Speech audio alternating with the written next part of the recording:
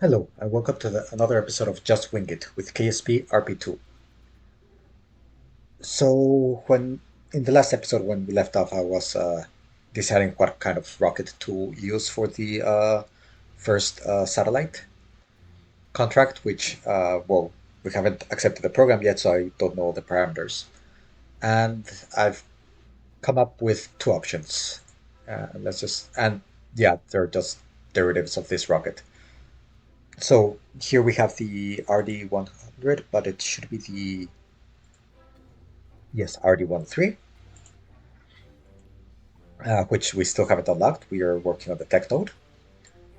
And this RD-200, which is, I think, the predecessor to the, oh, I can't believe I just forgot, the one that flew on the R7. Is it the 107, the 108? What, 107 for the boosters, I think? But yeah, you get the idea. Which also we have yet to unlock. I'll just burn them for half the time. They have a 1 minute burn time, but I only need them for the first 30 seconds. This first stage is controllable. It would chuck everything to around 200 or 250 kilometer apogee. And then I have the RCS here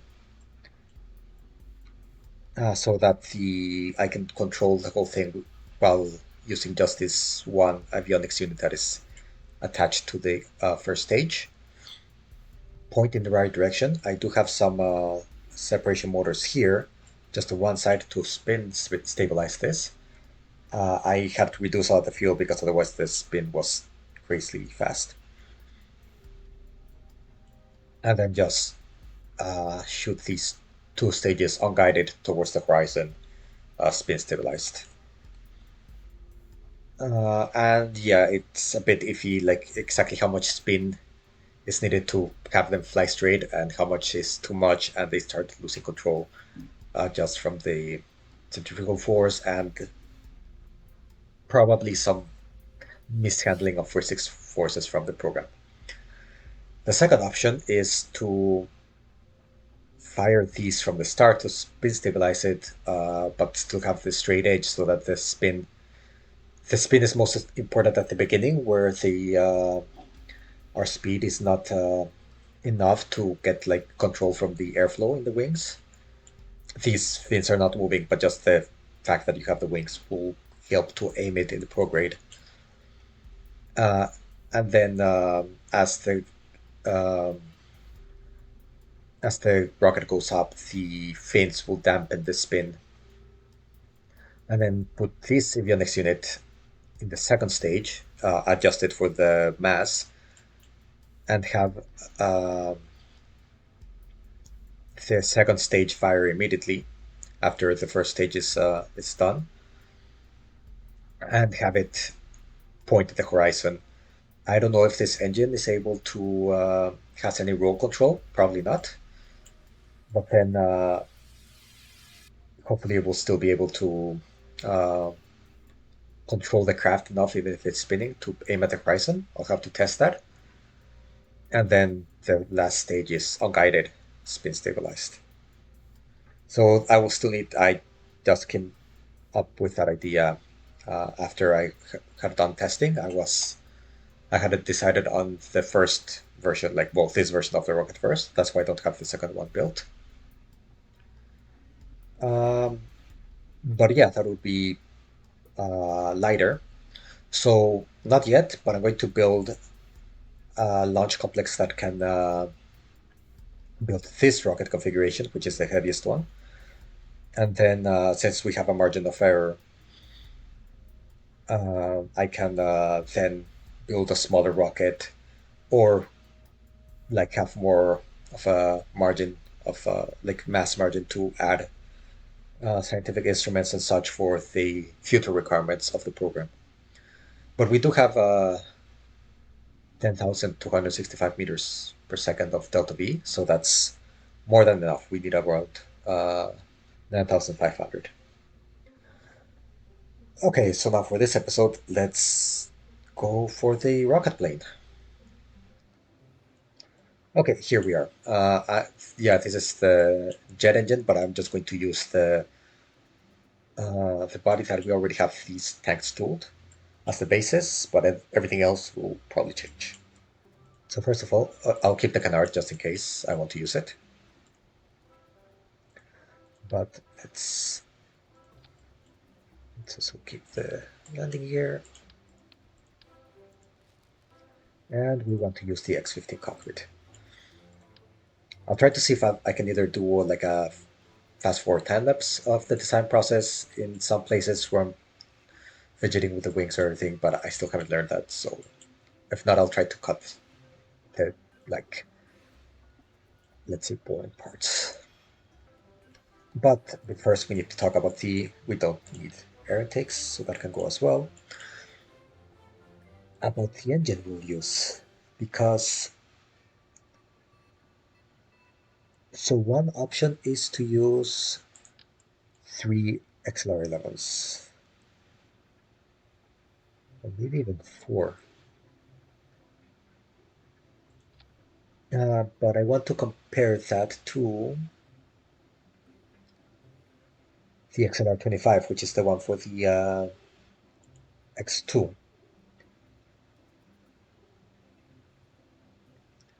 So, max thrust 72. How many configurations does this have? Only one. Okay. 72 kilonewtons versus. Okay, it's quite a difference. uh, no rated burn time. It's more than enough. The problem is more the fuel quantity. What's the ISP? 225 vacuum ISP versus 226. So it actually XR11 is actually better in that regard. And yeah, so the issue is, well, honestly, I don't think, since the ISP is actually, be right back. I'm going to check how much it will cost to unlock this. Okay, so it will cost 5,000 to unlock it. That's not so bad. The problem is we already are going to have to unlock a lot of things for the orbital rocket.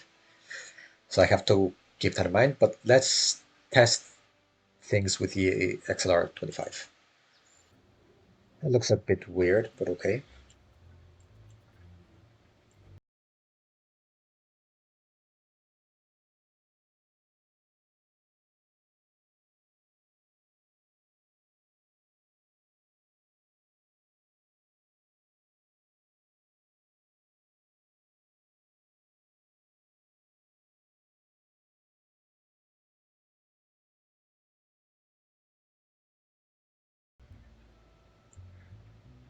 Okay, yeah, so because the rocket engines are much lighter than the jet engines, the wing configuration doesn't really work here. I was going to see if I could just get away with using the same wing, but it doesn't look like it. I mean, this would probably work.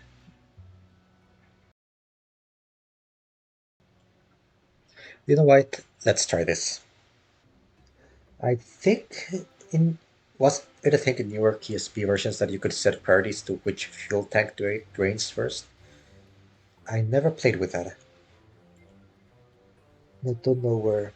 Okay, I'll deal with that later. Uh, oh, really? That's a bit problematic. Let's see if this amount of fuel is enough to get us where we need to go. We have a very good thrust to weight ratio, so. But yeah, the problem might be fuel. Okay, let's test this. I'm really going to concern myself about getting to the runway, just want to see how it handles. Uh, Let's do max here. Yeah. And launch.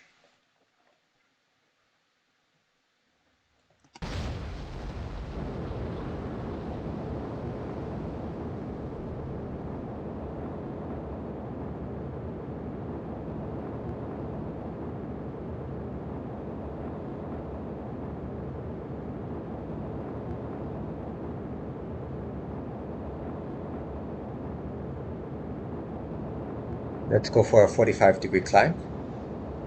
It definitely doesn't handle as well as the Mark II.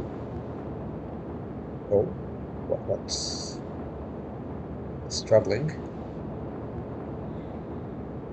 There's also something else. This cockpit IVA sucks compared to the other one. Um, I'll see if I can find one that is nice for this cockpit or just transfer the other one to this.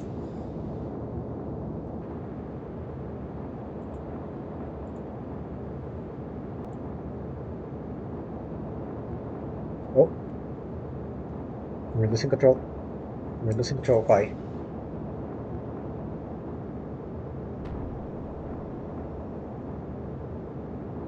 No. Okay, back to the drawing board.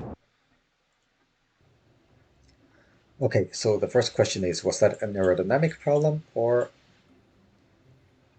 an engine positioning problem?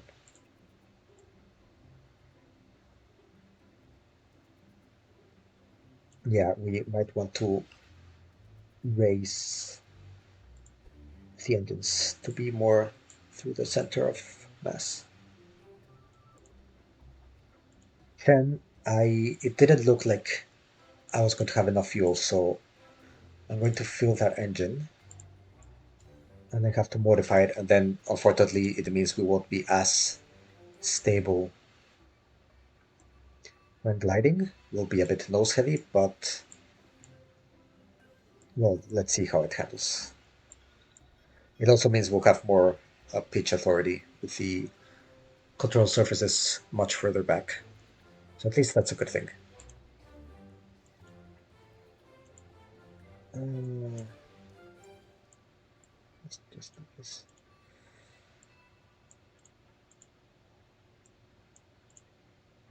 I mean, it's decent. It's decent.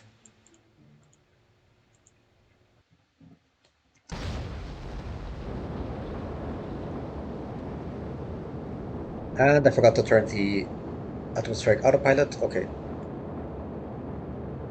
I managed to get control. Wow, I have even less control. What gives?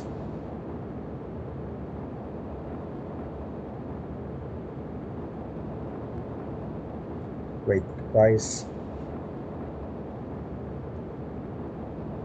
this thing is not responding to my pitch? Okay, there it goes.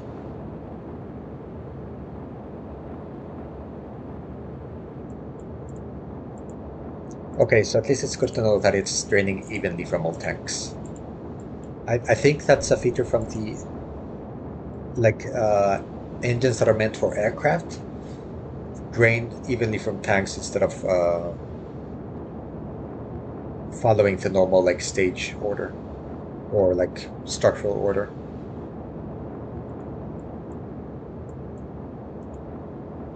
Oh, no, no, no. Oh, we're also carrying kerosene in the wings for some reason. I don't understand why I'm losing control here. No, no, no, no, no, no. Okay. Hmm. Okay, so I'm losing control at around half fuel, and I mean, the center of mass is where it needs to be. Actually, there's a better way to do this.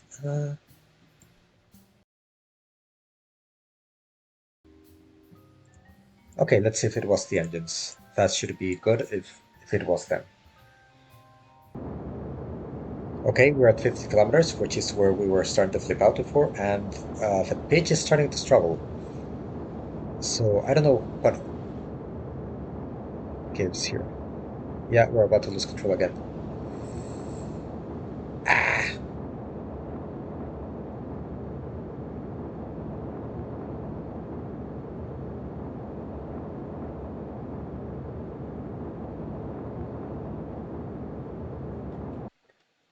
On the one hand, we do have enough fuel to reach the Karman land, which is the contract, and also space, which would be nice. Uh, I don't think we'll have enough space time to get any meaningful science, but still. Um, okay, back to dealing with this. Okay, yeah, so as you can see here, this is a problem of the center of mass shifting too much vertically as the fuel gets expended. I'm going to play around a little bit to see if I can change the wind configuration to mitigate that. Would that even be a thing? Okay, I'll see and I'll be right back. Okay, so the problem was that because I have the wings very high up, they raised the center of mass. So with a full tank, that kind of balanced it, and the center of mass was quite down the middle. But then as the tanks emptied, they shifted towards the top because I have the fins and I have the wings. So that was a problem. It's also why I couldn't pull up very well, I think, because the way I had the engines, at first it was placing some downwards torque because the engine was shooting over the center of mass. And as fuel uh, drained, we stabilized and then went on the other direction. So now I have lowered the wings to kind of balance the fins. And I have a configuration where we actually have very little torque at with no fuel, and it gets a bit, but it doesn't get out of like we're dealing with 9 kilonewtons of torque before, so now I have it down to 3, and this is in the thicker part of the atmosphere where we have more aerodynamic surface authority. So let's test this once again. I tried to go also like reduce to half the size of the fins and then put them underneath, like they did in the X15, and I think also the X1. I'm not sure, but then like even a small fin would be. It was a bit shorter than the landing gear, but it was a bit iffy. Like I would have to land precisely horizontal in order to not knock it off. I think what they actually did was put a decoupler and they would decouple the fin shortly before landing. Let's try not to go that fancy. Um, okay, so now, yeah, torque is good, but we need to check. Okay, I think we can get away with placing this a little bit further forward. This should be good. Let's test this one more time. Yeah, it definitely still struggles to pitch up. I'm not liking that.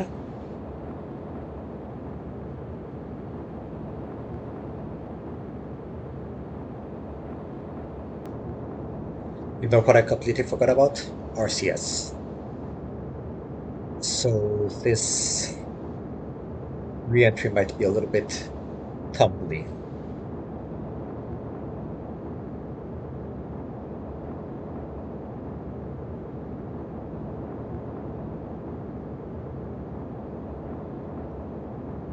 Uh, I don't know why I'm losing control over there. And yeah, I have no authority right now. I should have thought about that. But let's see how it survives a tumbly re-entry and how it handles once I regain control. Okay, we seem to be regaining control authority here. We're going down very fast though.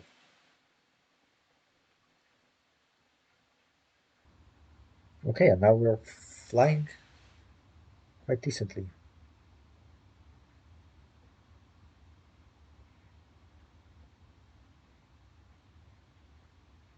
So we can definitely survive re-entry, even when tumbling.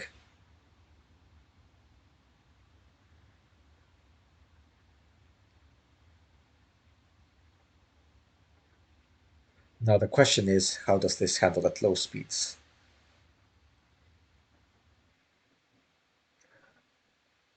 Okay, so for starters, 1,000 kilometers seems like it might be a bit too much for the starting distance, as we are already going quite slow, and we are well below the glide path. Yeah, I'm about to stall. I'll have to put this down somewhere other than the runway. I might still be able to make it. I think I see the runway over there. Not sure. Visibility is not great.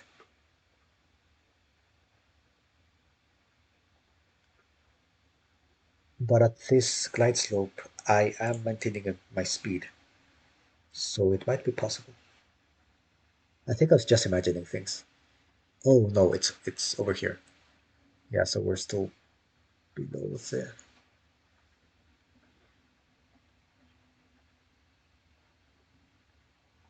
But at this angle, I am losing speed at a considerable rate.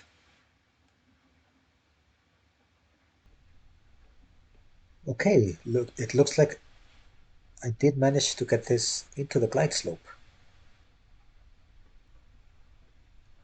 Okay, honestly, I think I need to try a shallower glide slope because otherwise this starts accelerating.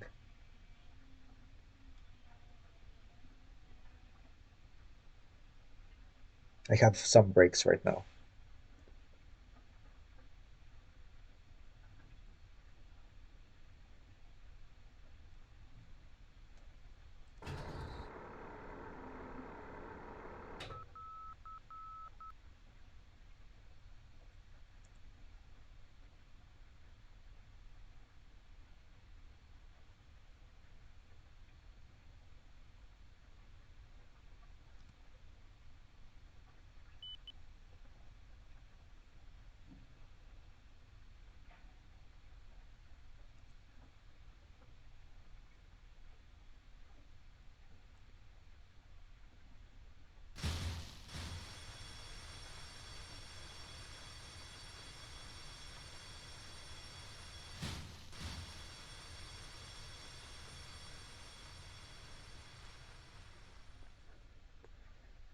So on the first try, I managed to get it from space to the runway. I think we can say this works. Excellent. Now just to add RCS and make sure that doesn't screw this up too much. Okay, so here we go again just to test how this handles in space. But apparently the changes I did also made it more like wieldable. I have no problem pitching up this time. So yay, I guess. I did. Oh, now it's struggling. I did change this wing to be like a highly pressurized tank, and obviously, well, we're carrying helium for the RCS, so we are heavier. We might not be able to get to space, but it might not be such a bad thing. Let's see.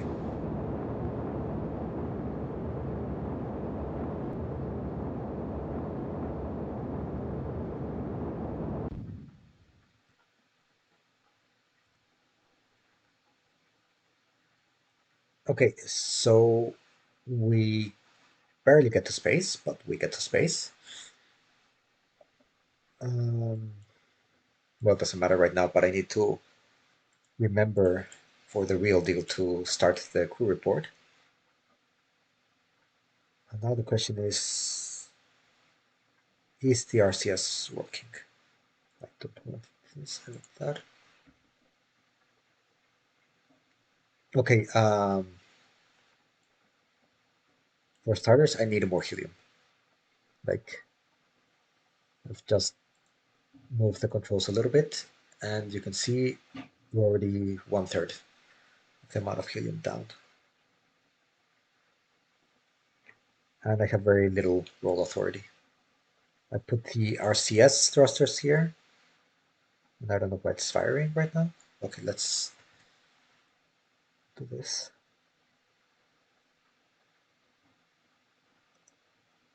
Um, I was going for like shuttle style RCS that it's too close to the body. I think I'm just going to put them at the end of the wings. Okay, so I'm going to get the bigger RCS and put a lot more helium in it. So yeah, I don't think this will be able to get into actual space, but we still have 40 kilometers for the Karman line, so we should be fine. Okay, here we are with another test, and it turns out I can get higher. I just need to pitch up a little bit more. And the trick seems to be to not pitch up so hard at first, and then just once I get more airflow through the um, aerodynamic surfaces, then I can control the aircraft better. So I increased the amount of helium from 3,000 to 30,000. I changed the RCS ports from the 111 Newton to the 223.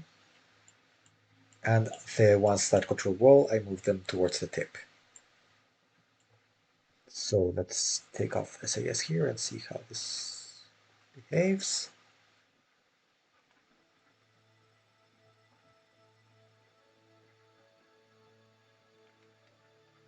I mean, it's not the most vigorous of rotations, but I do have control.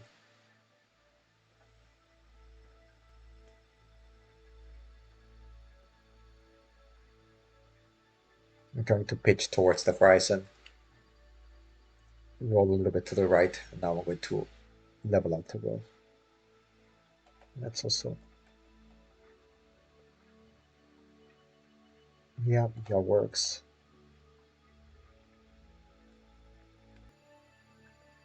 And SAS is capable of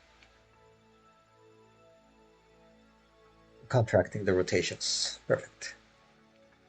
Okay, now I'm going to test this to reentry. Because I think for reentry at first, I have disabled atmospheric autopilot because no atmosphere, obviously. So let's see how this goes through reentry, and then if I manage to get control uh, with atmospheric autopilot once we're in the thick of it. Okay, we're in the atmosphere, and we were not able to hold attitude that well.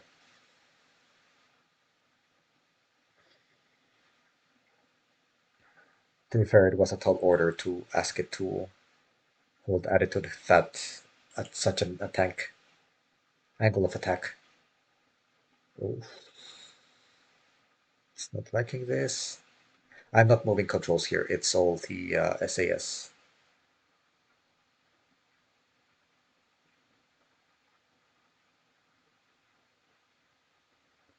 But yeah, the aircraft is just trying to find the.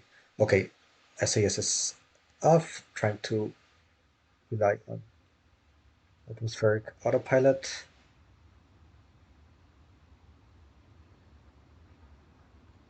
Oh, the G's, the G's. Okay, we're fine. We're fine.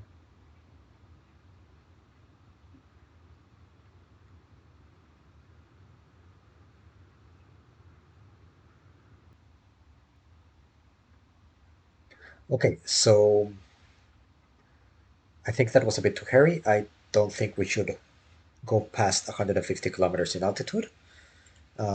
We only have we don't have any heat protection in the wings. They're only good for supersonic flight. So let's not push our luck. But other than that, I think this airplane works pretty well. So as soon as we unlock the technologies, we're going to build it and take care of this program. I'm going to try to land this off camera, and I'll see you for the next launch. Okay, so quick update. All of our astronauts have finished the X-15 proficiency training, and their retirement dates changed by 146 days, so that's quite good. I now have, well, Liselot is the question mark, only until 21st of February, but we should be good. We should be good. Uh, we are going to finish this on November of 1957, and then, well, we still have to build the airplane. But I think we'll get her to fly the supersonic jet contract that we still have available.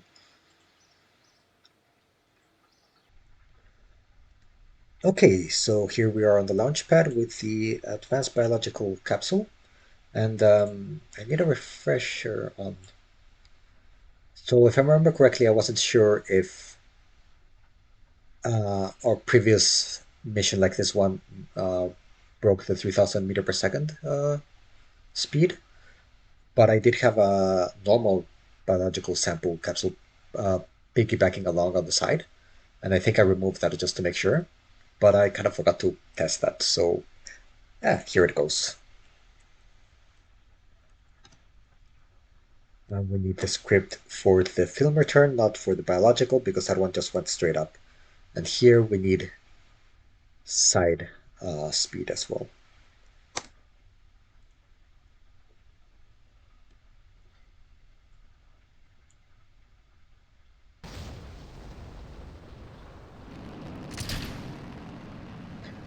Okay, here we go.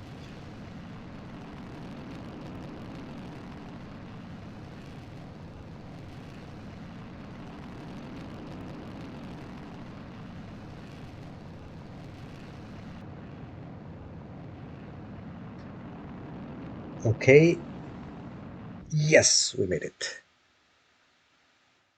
So now we just need to reach 140 kilometers and survive. Uh,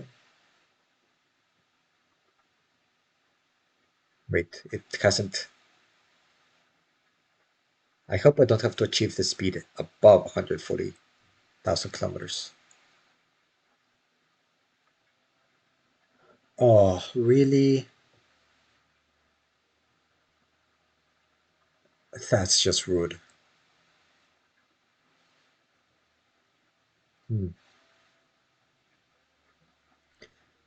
Turns out I should have tested it, not so much for to see if I could get to the 3,000 mark, but because I needed to check exactly what the contract specified.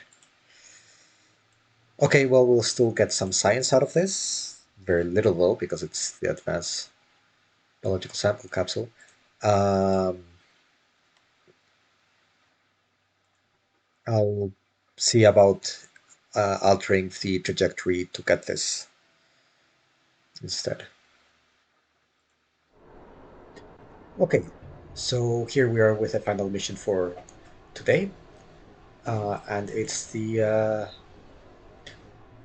high supersonic jet mission.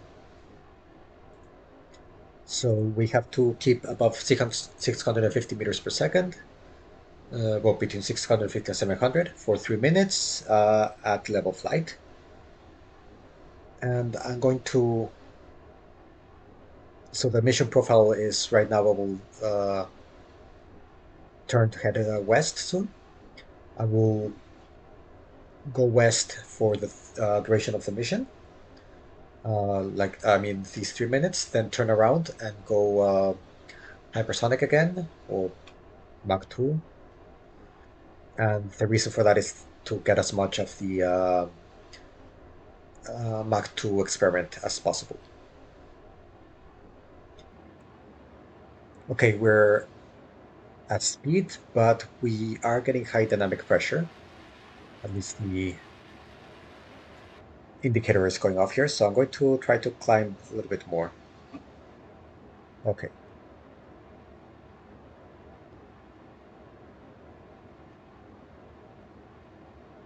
And I do want to pull back on the throttle. There.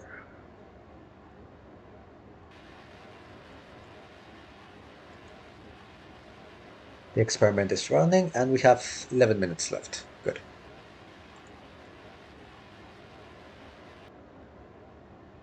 Okay, so that's the contract requirements complete. Uh, Thinking, no, we're less than half of the fuel, so I don't think I'll. I was thinking maybe to keep going a little bit for the experiment. But what I am going to try to do is see if I can turn this bird around without losing too much speed so that the experiment continues to run. Almost lost too much speed there. Trying to not go below 600 because that's the cutoff for the experiment. Cabin overheat. What the?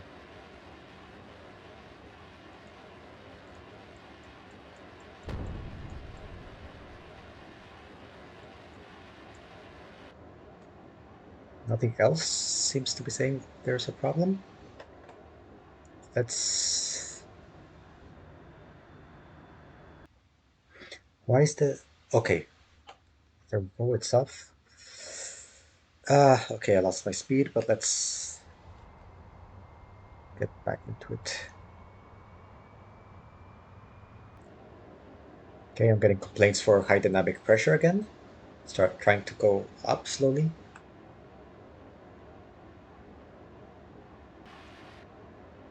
We're not going to finish the experiment, but I'm hoping that at least I'll leave it to the point where just one mission with the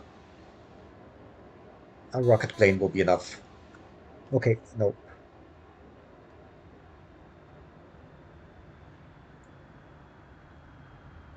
Let's not lose this lot. And I messed up. I forgot that this arrow here, that's over the line for the proper glide slope, means that you're under the glide slope. Ah,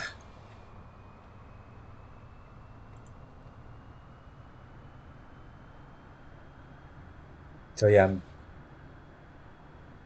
30 kilometers away, and the space center is all the way over there. IQ, really? Okay, yeah, I am actually going quite fast.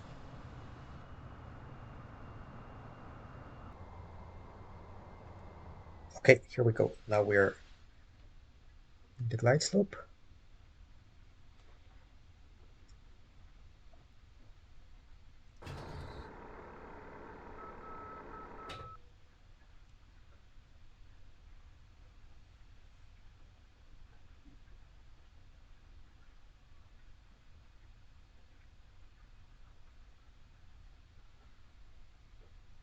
Here we go.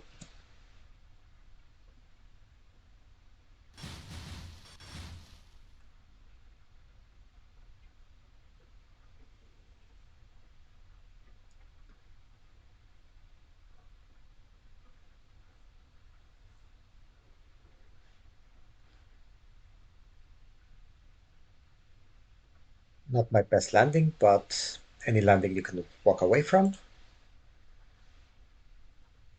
Let's get rid of this. HUD. And we got the contract complete, the parameter. Let's recover this. Okay, so I don't know. Plus 1 day. Gee, thanks. 3.1 science credits. That's good. But I don't know if we're going to be offered another. Yeah. But I mean, we were already overheating in the cockpit, so I don't think I'm going to do this one. I think I'm going to keep this aircraft around just in case we don't get all the science from the rocket plane missions, then to just do a quick flight. We'll prioritize the Mach 2 experiments so that then just the Mach 1 needs to be done, and that would be faster because we don't have to spend so much time getting up to speed. And also, it will be just a shorter uh, lap around the desert. So yeah, I'll keep this aircraft around. And looks like next episode it's again the advanced biological sample return mission. Man, these missions are getting to be quite a handful. Mouthful. Anyways, thank you very much for watching, and I'll see you next time.